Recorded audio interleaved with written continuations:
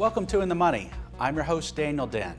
Over the last 20 years, I've worked with families and businesses, helping them become financially savvy. And now I'm going to do the same for you. Each show, I'm going to share personal financial topics to help you make better informed financial decisions. Identity theft affects 12 to 14 million people per year. It occurs every 2 seconds. That means by the end of this show, 900 more people will be affected. According to Javelin Strategy and Research, $16 billion was stolen last year. That's billion with a B. As a frame of reference, the average Powerball lottery jackpot is only $78 million. That's less than 1% of what was stolen last year. Fraud and identity theft are big business for criminals. Along with the unlimited amount of money to steal, the continued evolution of technology lets bad guys have little to no contact with the people they're stealing from. And this makes it incredibly alluring to criminals and guarantees that it will continue to be an issue facing us for a long time. Joining us today is Detective Amanda Braswell from the Germantown Police Department. We're discussing fraud and identity theft today and giving you tips to keep you from becoming a victim. You don't want to miss this. You are watching Germantown Municipal Television, your source for everything Germantown.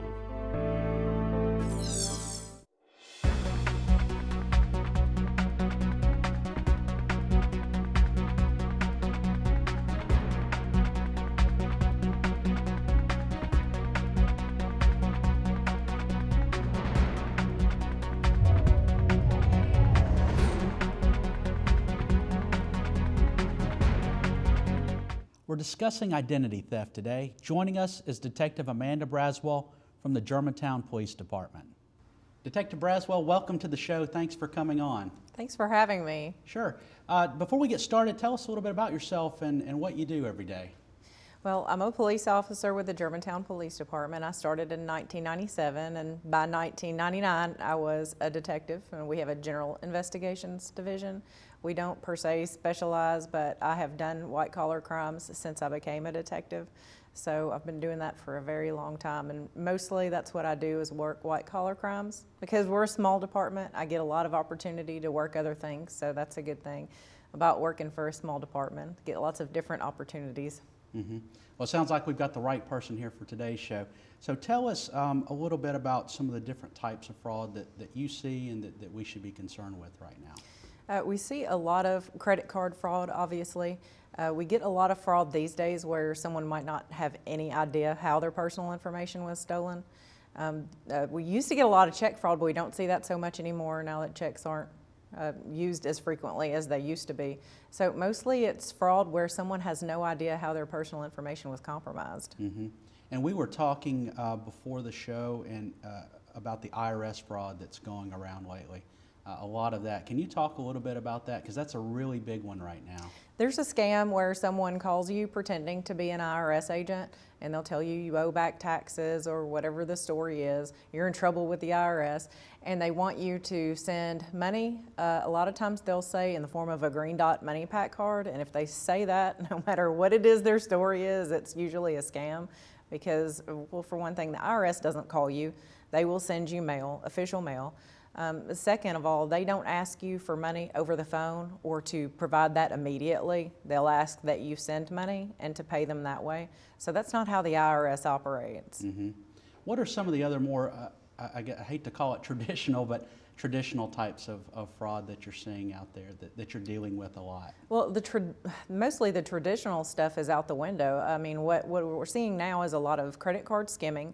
Mm-hmm. Which is when they run the magnetic strip and they'll put those on credit card pumps or an ATM machine.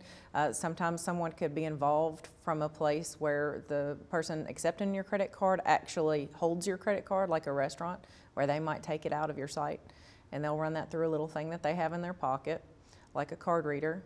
That's the most traditional that we get these days. Mm-hmm. Yeah, we're seeing a lot of that, of course, in the banking industry. It moves away from checks because people just aren't writing as many checks as they have in the past. Right. Then with all of the online compromises, Targets, the Home Depots, card is really the big deal. And then, like you said, we're also seeing a lot of the skimmers on ATM machines and especially gas pumps. That seems right. to be a big one. Any tips around what to look for on ATM machines or gas pumps? I don't know how much work you've had around the dealing with the skimmers out there. Right. If they're internal, then it's really hard to detect. And these people are really good, and they can make it look like it's not something external that's attached to the ATM. So they're not always easy to spot. I get my gas at Costco, and I'll tell you why, because they have a tape. It's like crime scene tape for your ATM or the card reader at the gas station. And it's a little tape that they put over the card reader so that you know it hasn't been tampered with. So I will only get gas at Costco if I absolutely have to get it somewhere else. Then I use a credit card and not my debit card. And that's a big thing. But if it's internal, you can't see it. If it's external, then you can just look for something abnormal that appears to be attached to the card insert slot. Yeah, I would agree. That's a really neat and inexpensive way for small businesses to help deter some of that and help their consumers out. You know, we talked about some other different types of scams too that are out there beyond just the card. What are some of those that you still see these days? I've seen a couple very interesting ones. Grandson is in jail is a popular one I've seen a couple of times lately. They'll call an elderly person. I'm not sure how they know that the people that they're calling are elderly, but they will call an elderly person and say, your grandson is in jail in a different state. I'm his attorney. I need you to wire me money so that I can get him out of jail. And again, with either the green dot money pack cards, or they'll ask just for your credit card or debit card information so they can compromise those accounts.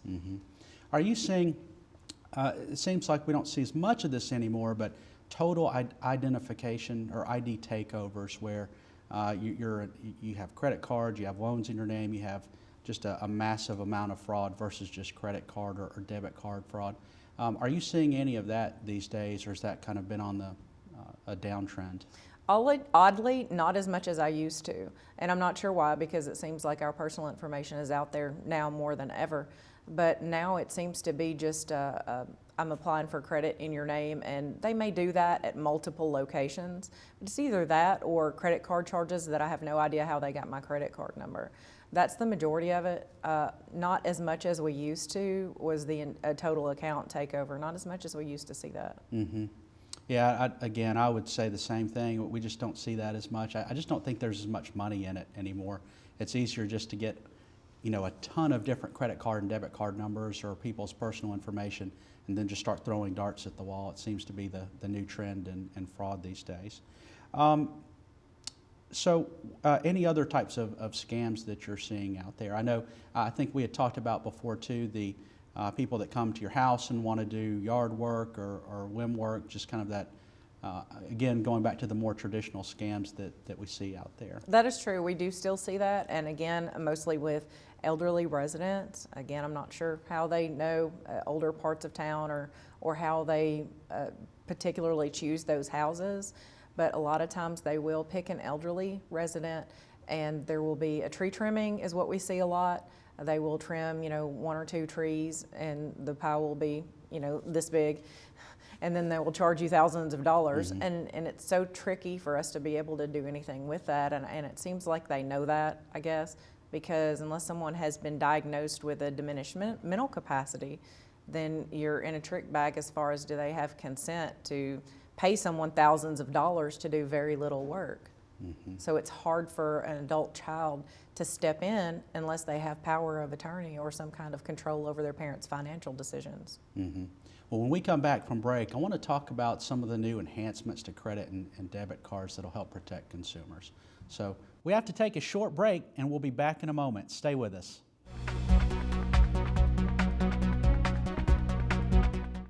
How can I help my daughter with her reading? Searching for help with Dachshund Reading. No. Let me try.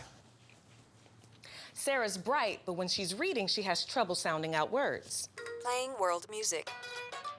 What? I give up.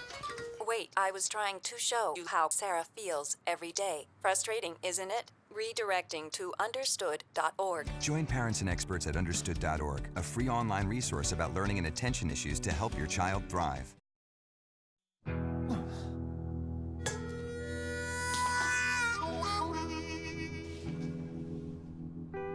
Get caught buzzed driving, and you could do some hard time.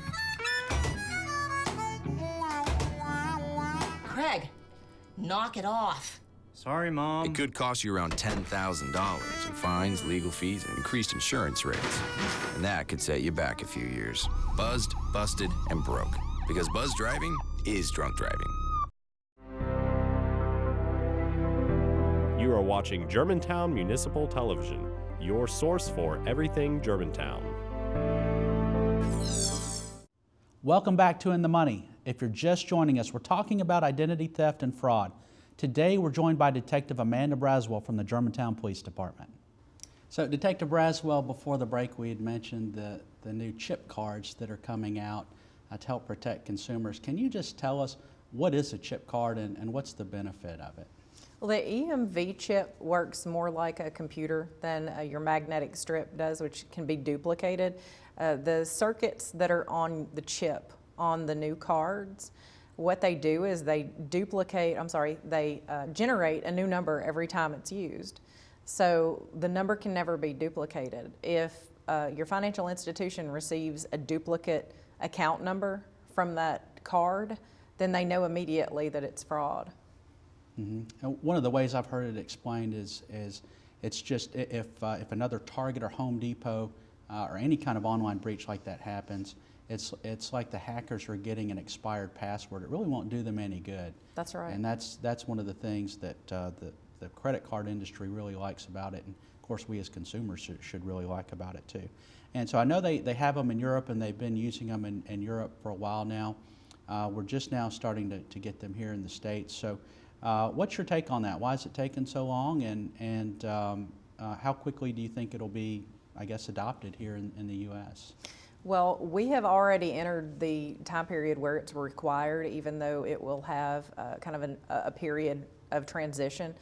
It was October 1st is when it was implemented here, and there will be a transition period before it is absolutely required. But yes, Europe adopted this years ago, and their credit card fraud reduced by 72%. The problem with why it wasn't implemented in America quicker is because our merchants fought it.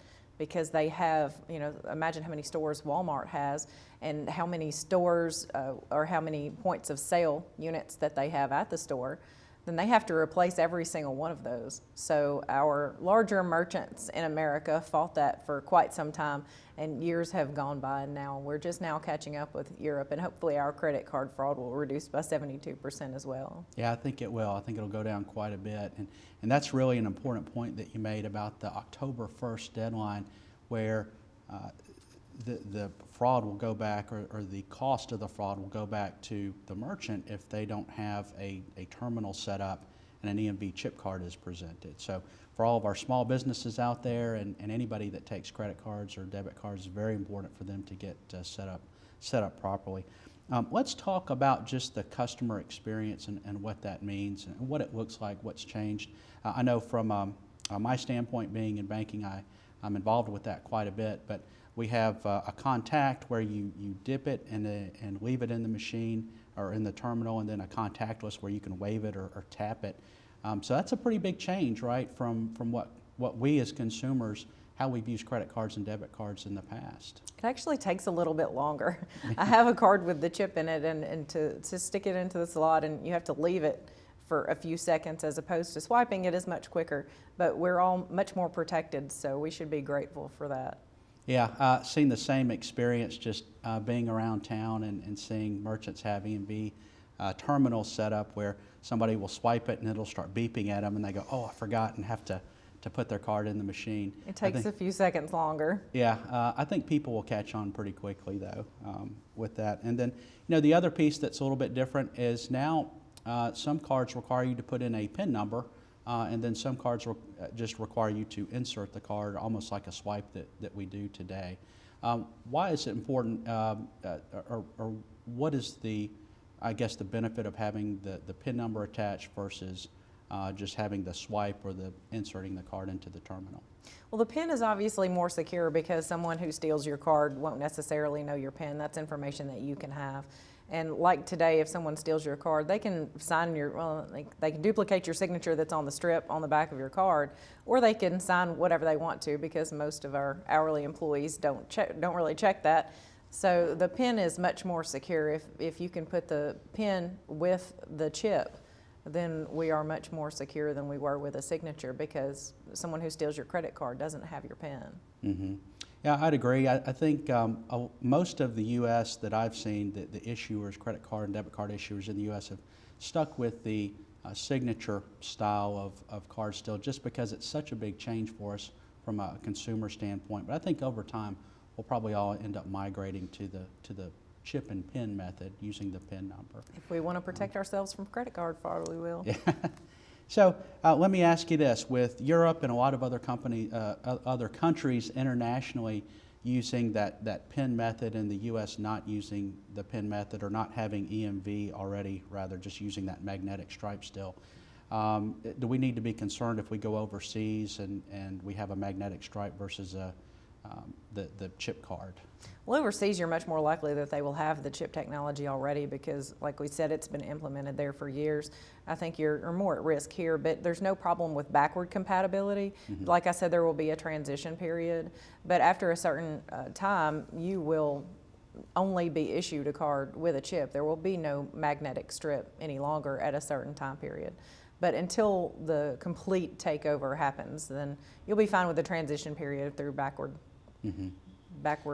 technology. And that's what we're telling our customers too, all of our clients, is you have that backward technology. So if you have a regular magnetic stripe card, you go to an EMV terminal, it'll work just the same as it does today. Right. One thing different that we are telling customers, or what I recommend, is if your credit card company or your bank, it does issue EMV chip cards already, and you're going to go overseas, to go ahead and try to get one of those. Ask for that to be reissued, so you have that. I think it'll just cut down on any problems, but just kind of a tip there for our people traveling internationally.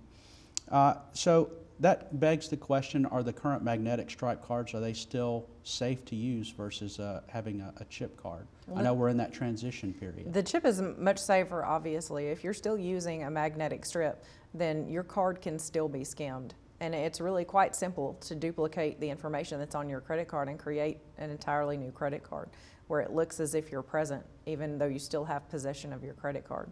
So until you get a new card with a chip in it, you're still susceptible to the skimming with the magnetic strip. Mm-hmm. When we come back, I want to talk about some tips to keep us safe. Whether you have a chip card or a magnetic stripe card really doesn't matter. It's just using some common sense. So let's talk about that when we get back. We have to take another short break. Up next, we're providing tips to keep you from becoming a victim. We'll be right back.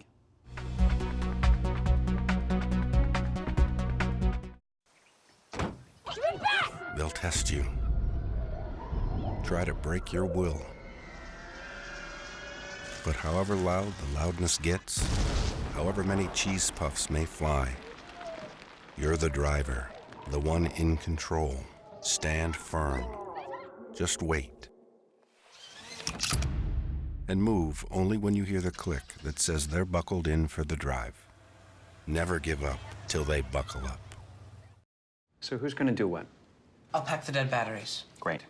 I'll only put what I don't need into a duffel bag. Perfect. That's totally unhelpful. No problem. Meanwhile, I will try to comfort everyone by speaking in a calm voice. And who is going to handle supplies? I can forget to do a list for us. Thanks, pal. We couldn't be any less prepared. I'm proud of you guys. Talk to your kids about who to call, where to meet, what to pack. Visit ready.gov/kids for tips and information. You are watching Germantown Municipal Television, your source for everything Germantown. Welcome back to In the Money. Detective Amanda Braswell with the Germantown Police Department is with us.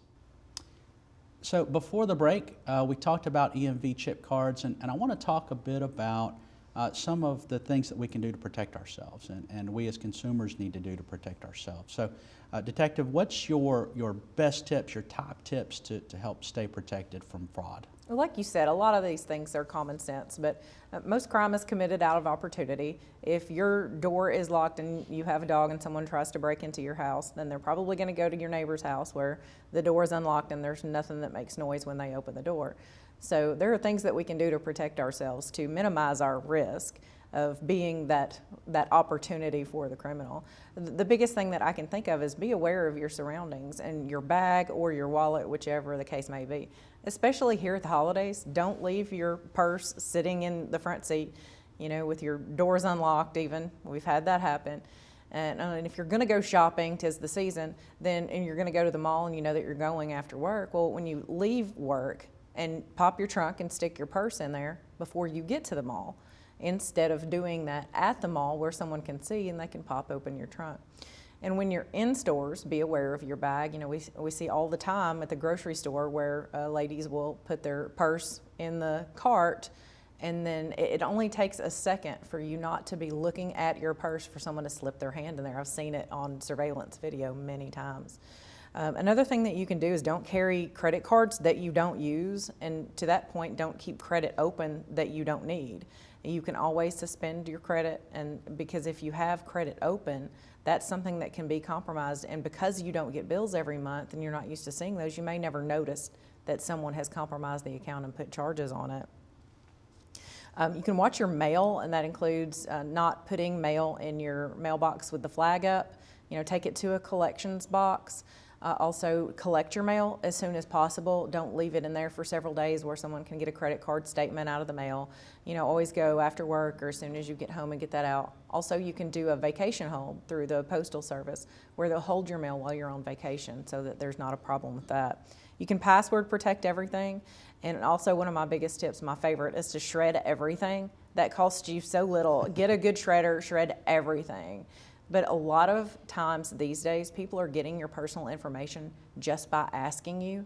If it's by phone, by mail, or email, through the internet, people are asking you for information and we're giving it to them. And I take this back to something as simple as when I stand at the cash register and they ask me for my email address. Do you need that for me to make the purchase? No? Okay, then here's my money and I would like to buy this. If you have to have it, then I weigh whether or not I would like to give you my personal information for this item. I mean, and you can do the same thing when someone calls you, like with the scams that we've discussed. If someone's asking you for your personal information, question that, especially if you didn't originate the phone call. Same is true for email. If you get an email from your bank, purportedly from your bank, that says there's a problem with your card, click here to log in and fix your account. That's how they obtain our personal information. So if you don't give it to someone, they can't get your personal information. Mm-hmm.